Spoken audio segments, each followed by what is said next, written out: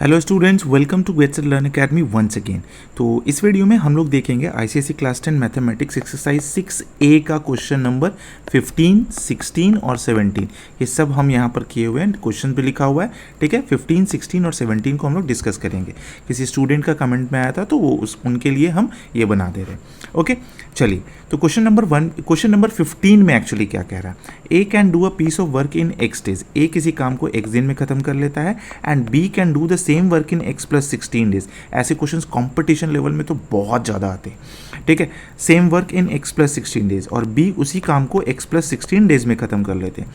If both working together can do it in 15 days, calculate x. जब भी ऐसा question रहेगा ना, तो आपको सिर्फ क्या करना है ना, जितना भी इंसान है, ए है, बी है, सी है, डी है, सबका एक एक दिन का कितना काम होता है ना, वो फाइंड कर लीजिए और उसके बाद आसान हो जाता है। चलिए, तो ए का एक दिन का काम कितना हो गया, 1/x पार्ट। जैसे समझ लीजिए इसको अच्छे से, A can do a piece of work in x days. मतलब क्या हो रहा है कि x दिन में कोई काम को ख़त्म कर ले रहा है। x दिन में ए किसी काम को ख़त्म कर ले रहा है, यानी कि x क्या हो गया, x डेज में, x डेज में ख़त्म कर रहा है एक काम।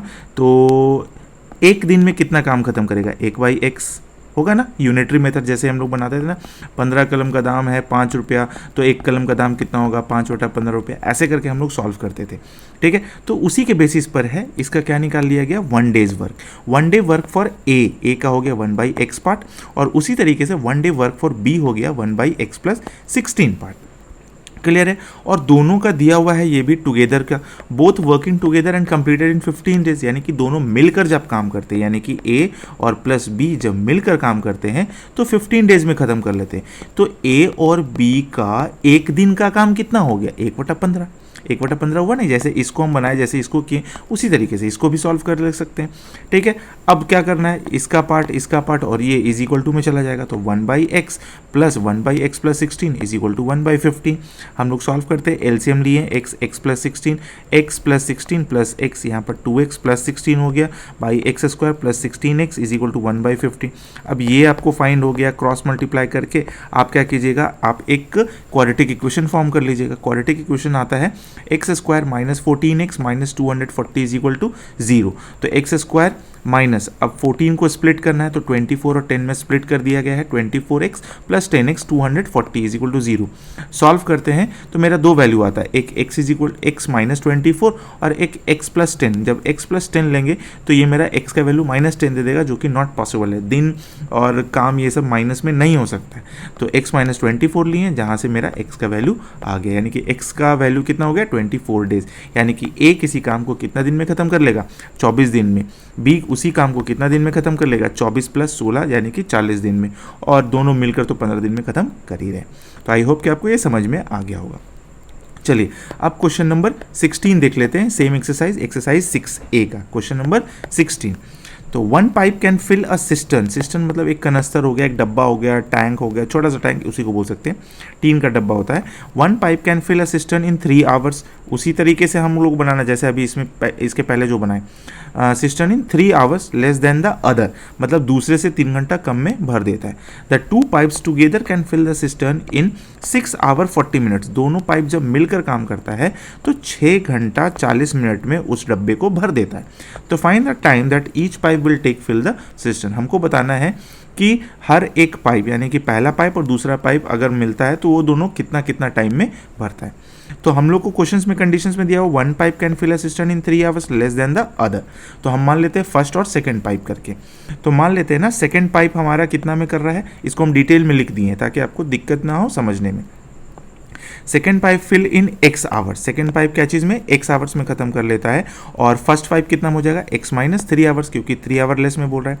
अब इसी के कंडीशंस पर हम लोग इसको निकालते हैं। इन 1 आवर, यानी कि ये x आवर में खत्म कर ले रहा है, तो 1 आवर में कितना पार्ट खत्म करेगा, 1 आवर में 1/x कर लेगा, ठीक, उसका रिवर्स। और उसी तरीके से सेकेंड पाइप मेरा कितना कर लेगा, फर्स्ट पाइप कितना में कर लेगा, 1/x माइनस 3 पार्ट। अब दोनों मिलकर, क्वेश्चंस में लिखा हुआ है दोनों जब मिलता है, यानी कि a प्लस बी जब होता है, यानी कि फर्स्ट और यानी कि पहला और दूसरा, पहला और दूसरा पाइप जब मिलता है तो 6 आवर 40 मिनट्स लेता है, मतलब कितना आवर्स लेता है 400/60 आवर्स, 400/60 आवर्स लेता है। तो वो दोनों मिलकर एक दिन में कितना काम खत्म करेगा, ठीक इसका उल्टा हो जाएगा 600/400 पार्ट्स, 60/400 पार्ट, सॉरी 60/400 पार्ट। समझ में आ रहा है ये चीज़ कैसे उलट रहे हैं हम लोग, कैसे रिवर्स कर रहे हैं, वो एक दिन का चाहे 1 घंटे का हम लोग काम निकाल ले रहे हैं। अब जैसे ये हो गया हम लोग सॉल्व कर देंगे टोटल 1/x + 1/x - 3 = 60/400। इसको सॉल्व करते हैं, हमारा क्वाड्रेटिक इक्वेशन यहाँ पर आ जाता है 3x² - 49x - 60 = 0। ये सब क्रॉस मल्टीप्लीकेशन आप लोग को ऑलरेडी आता होगा। इसको स्प्लिट किए हैं 49x और 60 का कंडीशंस को लेकर -45x और 4x में। जब सॉल्व किए हैं तो हमारा दो वैल्यू आ रहा है, एक आ रहा है x = 4/3, ये पॉजिटिव में है बट नॉट पॉसिबल होगा। क्यों? क्योंकि 3 घंटा कम बोल रहा है करने, ये 4/3 ऑलरेडी 1 से कम आ जा रहा है, तो ये तो पॉसिबल नहीं होगा। जब इसको कंडीशन में सेट करेंगे ना तो ये फुलफिल नहीं करेगा।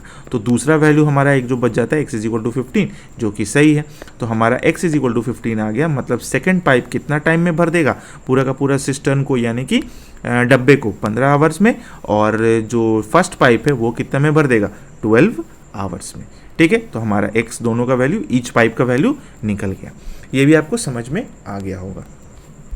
चलिए अब नेक्स्ट क्वेश्चन देख लेते हैं, जो कि है क्वेश्चन नंबर 17 एक्सरसाइज 6A का लास्ट क्वेश्चन है। और ये जो क्वेश्चन है ना, ये 2010 में आया हुआ भी है ICSE में। ठीक है, 2010 में आया हुआ क्वेश्चन है, तो इसको समझना जरूरी है। चलिए इसको समझ लेते हैं। ये क्वेश्चन आसान है, थोड़ा सा खाली लॉजिक है और कुछ नहीं है। A positive number is divided into 2 parts. ठीक है, एक पॉजिटिव नंबर को 2 पार्ट में डिवाइड किया गया है, such that the sum of the square of the 2 part is 20। दोनों को जब जोड़ते हैं तो मेरा 20 आता है। कंडीशन क्या है? The square of the larger part is 8 times the smaller part. Larger part का जो स्क्वायर होगा ना वो स्मॉलर पार्ट का 8 टाइम्स होगा, स्मॉलर पार्ट का 8 टाइम्स होगा। हमको taking x as the smaller part, x को हमको स्मॉलर पार्ट लेके चलना है और बताना है कि वो नंबर क्या होगा। सॉल्व करते हैं। Let smaller part be x, जैसा कि क्वेश्चन में बोल रहा था। तो क्वेश्चन में क्या दिया हुआ? लार्जर पार्ट का जो स्क्वायर होगा ना वो 8 times of the smaller part होगा। तो लार्जर पार्ट यानी कि LP हम लोग यहाँ पर लिख दें, LP का स्क्वायर = 8x। अब स्क्वायर उधर चला जाएगा तो रूट हो जाएगा, यानी कि लार्जर पार्ट मेरा कितना आ गया √8x। अब स्मॉलर पार्ट और लार्जर पार्ट को जब ऐड करते हैं तो क्वेश्चन में मेरा कितना दिया हुआ है 20। तो सॉल्व कर दिए, x² + √8x का होल स्क्वायर = 20। स्क्वायर से रूट तो खत्म, कैंसिल हो ही जाता है। तो x² + 8x = 20, x² + 8x - 20 = 0। अब क्या किए हैं, x² + 10x - 2x - 20 = 0 स्प्लिट कर दिए। स्प्लिट कर लेने के बाद मेरा वैल्यू आया है x + 10 और x - 2 = 0। तो x + 10 = 0, तो x -10 हो गया, जो कि पॉसिबल नहीं है। नेगेटिव नंबर तो हो ही नहीं सकता जब पॉजिटिव के बारे में बात किया जा रहा है। तो x - 2 = 0 हो गया, जिससे मेरा x = 2 वैल्यू आ गया। अब x मेरा क्या चीज़ माना हुआ था? स्मॉलर पार्ट, मतलब स्मॉलर पार्ट मेरा 2 हो गया। तो लार्जर पार्ट मेरा कितना हो जाएगा √8x, और x की जगह पर 2 पुट किए √16, और √16 से मेरा वैल्यू आ गया 4। ये भी आंसर आ गया। ठीक है, तो आई होप आपको ये क्वेश्चन नंबर 15, 16 और 17 समझ में आ गया होगा। अगर नहीं, अभी भी नहीं समझ में आया तो आप कमेंट सेक्शन में जरूर बताइएगा। और भी कोई क्वेश्चन होगा तो हमको कमेंट सेक्शन में जरूर बताइएगा, हम उसको सॉल्व करके वीडियो अवेलेबल करा देंगे। ठीक है, चलिए तो मिलते हैं नेक्स्ट एक्सरसाइज 6B देखेंगे। 6C तो बना ही दिए, 6B देखेंगे। ठीक है, चलिए तो मिलते हैं नेक्स्ट वीडियो में नेक्स्ट और भी क्वेश्चंस के साथ। तब तक के लिए thank you so much, take care, bye bye. और अगर वीडियो अच्छा लगा तो लाइक, सब्सक्राइब और कमेंट जरूर कीजिएगा। ठीक है।